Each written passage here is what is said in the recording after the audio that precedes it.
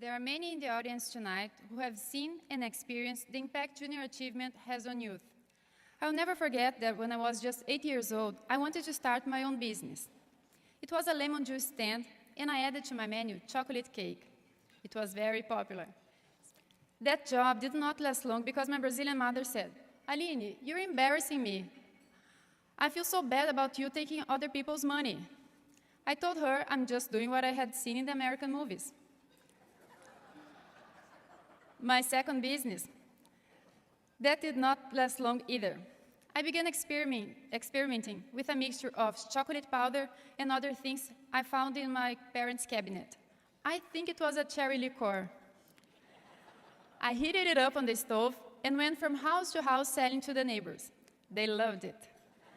But again, it was my mother who disapproved, especially when the neighbors began knocking on our door asking for Aline's drink.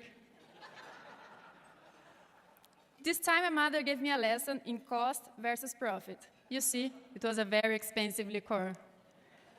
But again, all I knew, I was giving people what they wanted, and they gave me what I needed.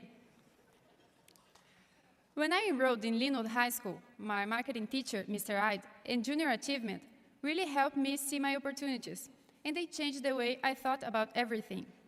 At first, I wanted to become a psychologist. But when you think about it, you're helping one person at a time. I wanted to do so much more than that. I wanted to play a bigger role in a big company. I wanted to be a businesswoman. I should think bigger. JA tells you that you can be anything you want to be. Just have a dream that you really believe in, stay in school, work hard, and there are no limits to what you can do. When I returned to Brazil, I went to the University of Passo Fundo to receive my bachelor's degree in public relations and advertising. A few more years and my MBA. I was ready for the real world. While going to college, I was reminded of my childhood before coming to the US and how I was discouraged from dreaming bigger dreams. No child should be discouraged. I thought, what can I do to change that? So I started Googling Brazil, junior achievement, and Porto Alegre. 3 weeks later, I was a JA classroom mentor in a public school. It was a very poor neighborhood.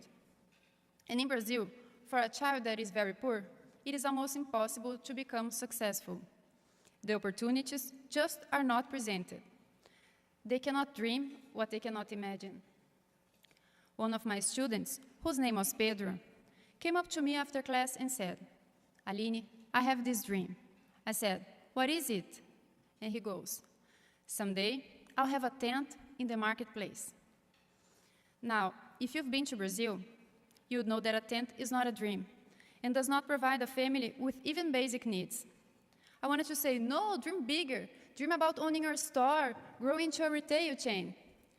But his dream was a tent, because the most successful person he knew was his uncle, who owned a tent in the marketplace. I just could not find the right words to convince Pedro that he could dream so much bigger. I'll never forget the look of excitement on his little face, and all I could think was, "Pedro, you can do so much more." That is why junior achievement is so important. Tonight, all of young people here will be inspired by the great champions right here in this room. We will learn about your dreams and ambitions, what inspired you. I have read all your stories, things you have accomplished, companies you have created. Think about it. Tonight, every young person here will experience the opportunity to dream because they will see firsthand the inspirational stories of Ricky Smith, Sally Narodick, Mike Garvey, Jerry Grinstein. Thank you. Thank you for your stories of leadership. Your humble attitude says to young people, "Hey, if I can do it, so can you."